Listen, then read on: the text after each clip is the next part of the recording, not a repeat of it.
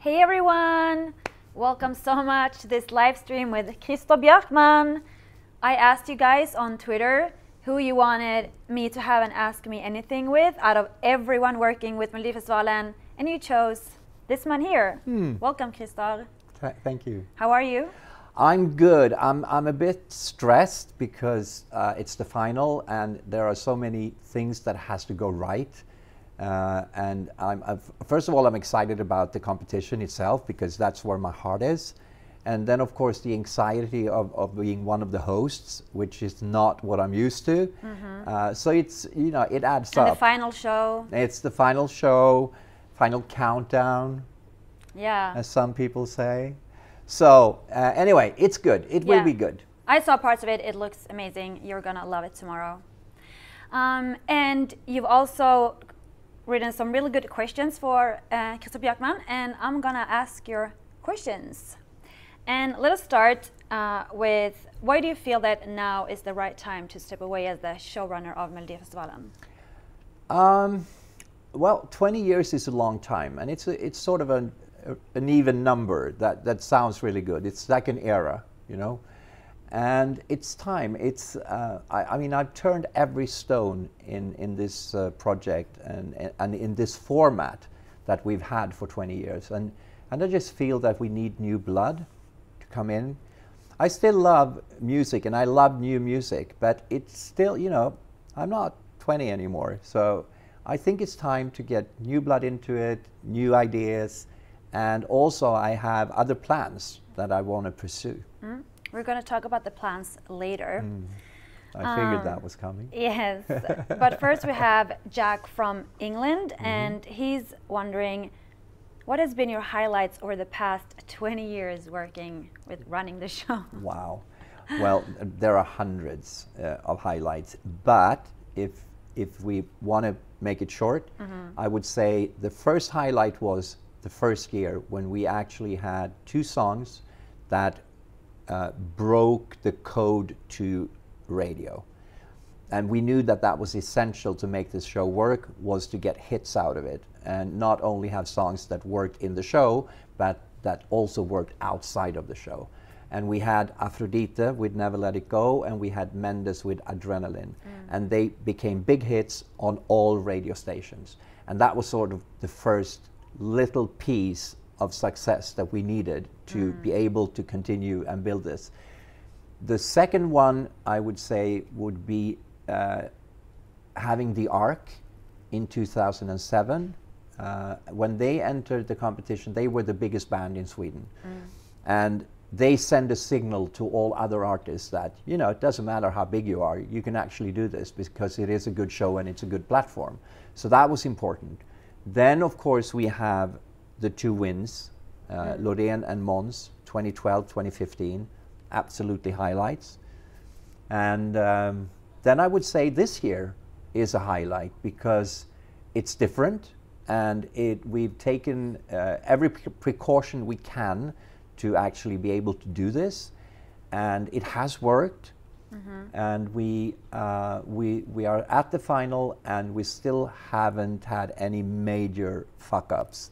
so that you know of. So knock wood, one more day, but it worked, and we managed to create a new type of show without audience, no balloons, and the people have accepted it, which is fantastic, and I think we've done a really good job. Ryan from Malta is wondering, what is the secret ingredient of Melodifestivalen? I think the most important secret is that we are extremely passionate about what we do, and we never rest and settle for second best. We always question ourselves, and we questioned last year.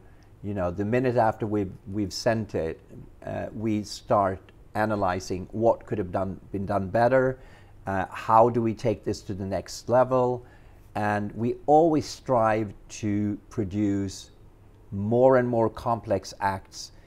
We love perfection, and the whole team does. So we put in every effort we can to develop this program to become the best of its kind. Camille from Poland is wondering, would you ever consider going back to music yourself? Maybe a mellow comeback 30 years after your 92 victory. That's next year. Is that why you're really quitting? No, that's not going to happen. No, competing is over for me. But I still enjoy singing and performing. Not like I did before, like 100 gigs a year, but on occasion I can enjoy to perform and do a song or two. But to pursue a career as a singer, no, that's over. That's over. And I won already. I've done it once. True. I'm in the history books. True, for several reasons. What is one part of your role that you feel goes most unnoticed? And that's Andrew from US wondering. I don't think anybody understands the complexity of what we do. And now I'm talking not only about myself, but the creative group that actually, you know, we start with selecting the songs. We find the perfect match with an artist to each song. We then do the running orders and create the shows, the dynamic of the different shows. And then we do a fantastic job of creating an act around this performance. And it is such a long, tedious, and wonderful process. And no, I don't think anybody really understands how much work is put into each act. But it's enormous amount of hours. And even during the week that we actually do this, we sit till, you know, like 4 or 5 in the morning and scrutinize each and every shot of a number, and we can have discussions for hours about one shot, which is in a way ridiculous, but we do it because we love the perfection. And that complexity, I think very few people understand and know about. Yeah. What are you going to miss most about being in charge of Melodifestivalen? And will you continue to be involved in any way? I don't know. I don't have an answer to that. If I will come as a guest and see what you're doing and how you're doing. But what I will miss is it's basically what I just said. To create these 28 acts. Because that's where my passion is. It's the contest, really. It's you know, to push boundaries forward, to work. This year, for example, we have a few. I shouldn't name them, really, but there are a few that are really, really, you know, top notch, and we feel very, very proud when we achieve that, and we can, you know, and then of course we can never foresee the result.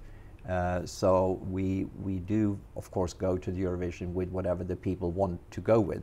But of course we have our darlings when it comes to the specific acts.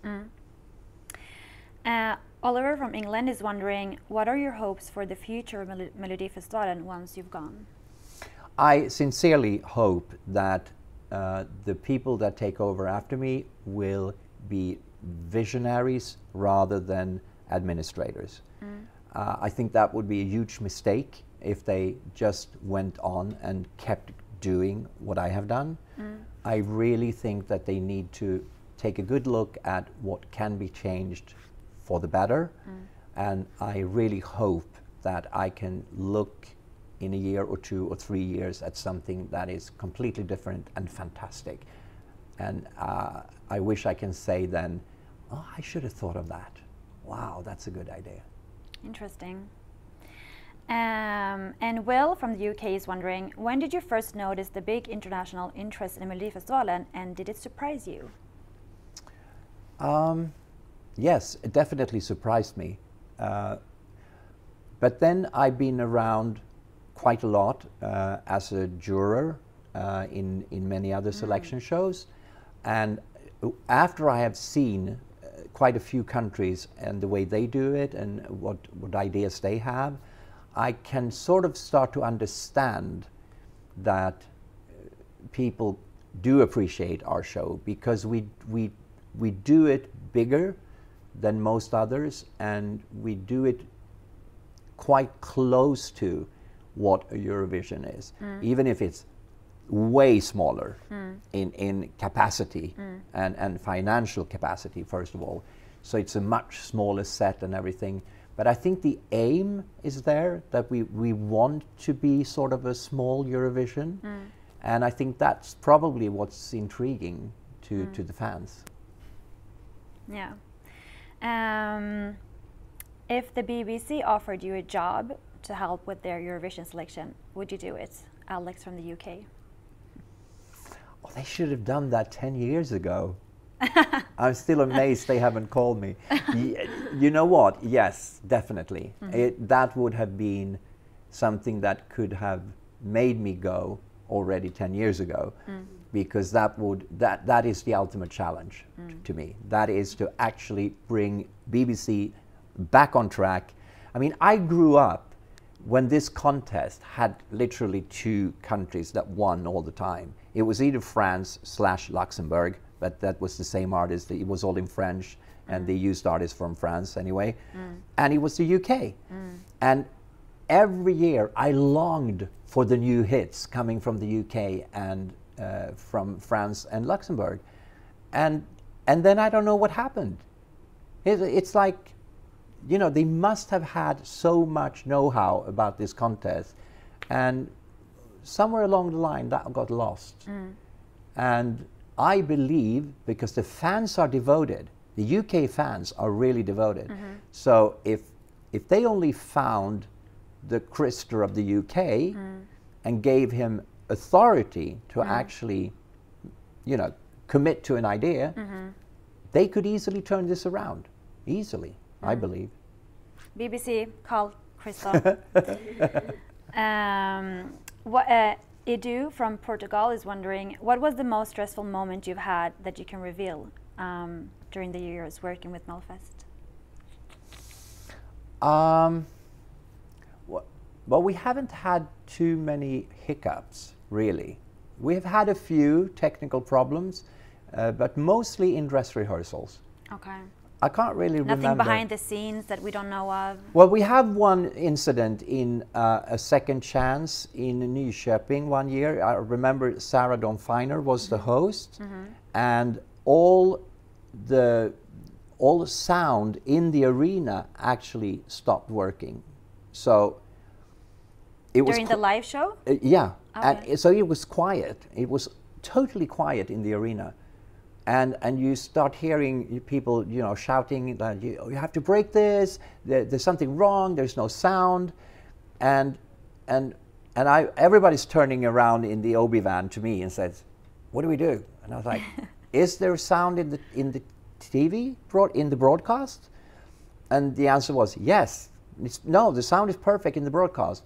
And I was like, "Okay, is there any way we can get a message out on the screens?" And they were like, "Yeah, okay, just write, the sound is perfect on TV, play along." So we asked the audience to actually, you know, be there and try to, because they knew the songs. It was the second chance. They had heard the songs before, so they could sort of envision what the song was like. And they were like, you know, you could see how they really tried to act, and they were like, yay, yeah. And that lasted for, I think, 2 songs. Oh, wow. And but we just, you know, we never told anyone. Wow. It was fun. It That's worked. cool. It worked. Then we have Oswald, and sorry if I pronounced it wrong, from Venezuela. Wow. I know, they are from everywhere. And hello, Venezuela. I think it's a hymn. And the question is, I would like to see Sweden with a Swedish song in Eurovision. Why are the Swedish language songs that take part in Mello not competitive enough to win it? Is it because the artists that make Swedish music are not interested in going to Eurovision? Yes, partially. The biggest stars in Sweden that do pop music in Swedish usually don't enter into the competition. However, I would say this year we have 2 very good pop songs in the final. We have Danny Saucedo, who is a big star in Sweden, and we also have the shooting star Clara Klingenström, who is actually climbing very, very quickly on the charts in Sweden.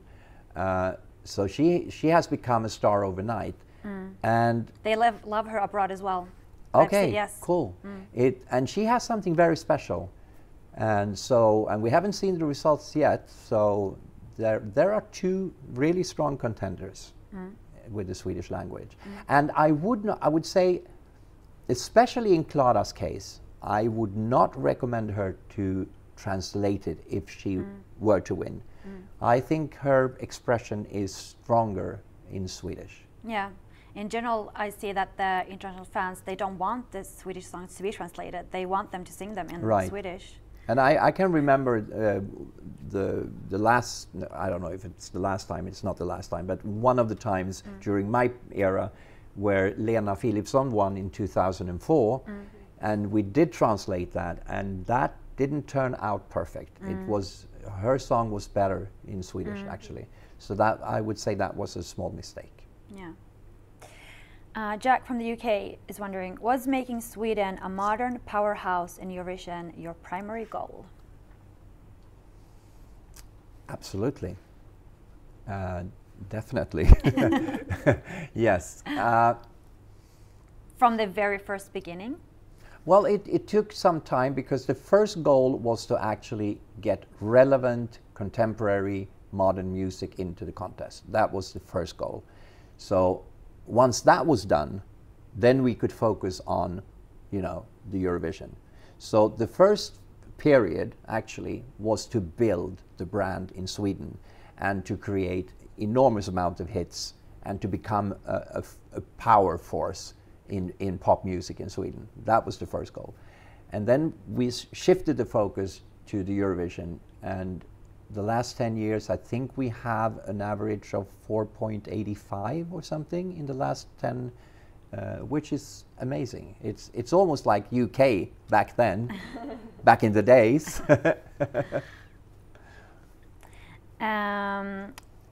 Björn from Germany, who was named after Björn in ABBA. Oh, wow. Yes, he says, over the years, have you been good at guessing the winner of the respective year? How many winners have you guessed correctly? I used to do that because I thought, as a fan, I loved to predict.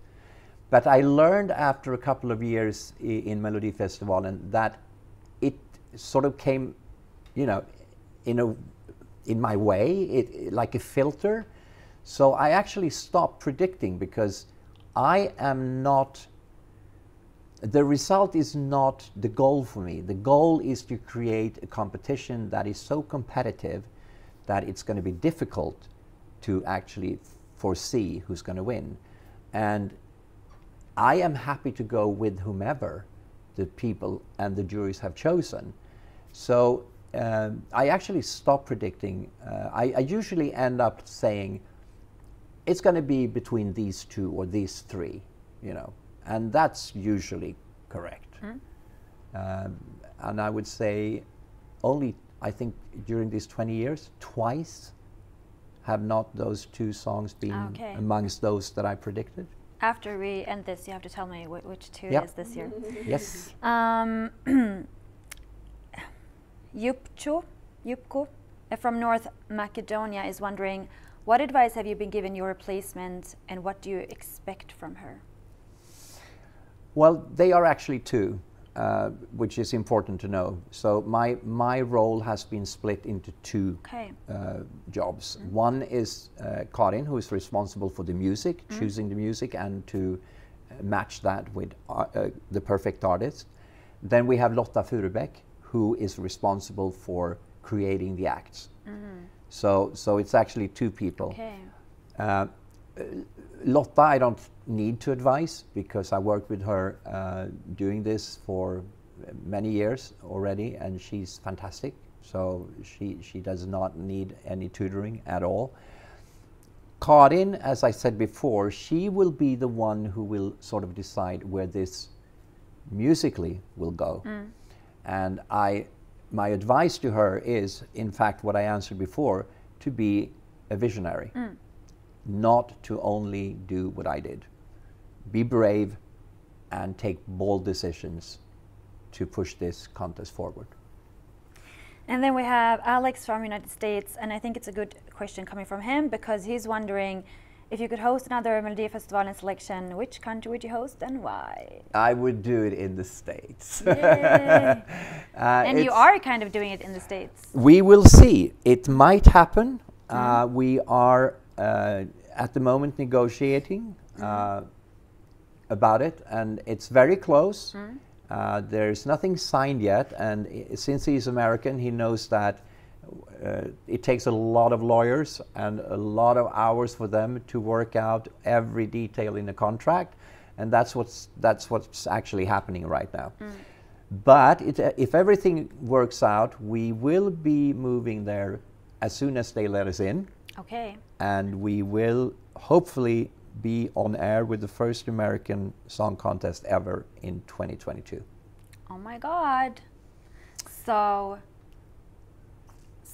I wanted to ask what's next for you besides work, but then you're actually like leaving Sweden. Yeah, for at least for a while. Is there anything else happening in your life, or is it like the American Song Contest? No, all focus is on that. Yeah. And we've been focused on that for the last, it's more than a year now, it's more, a year and a half, I would say. And last fall, I went back and forth to LA all the time for meetings. And since the pandemic broke out, we have done it digitally. So we have meetings like every week, several times a week in the evening. So long hours, but it's very, very exciting, and it's a huge project, and it would be such a great honor to actually do this and to be able to launch such a huge project on a new continent. And they already have the audience in Sweden, and they have the Eurovision fans. There's already an audience for it. It is, and we actually also have plans for that, that we will arrange specific packages for Eurofans to come over and visit us once we are up and running. Looking forward to that. And Christer Björkman, do you have any final words to the international fans watching? They love you. What do you want to say to them? I really, really want to say that we so much appreciate your engagement, your love for Melodifestivalen, and how you always support us, and it's just great. It's been fantastic to have your support along the way. Thank you so much. Thank you for watching. Bye.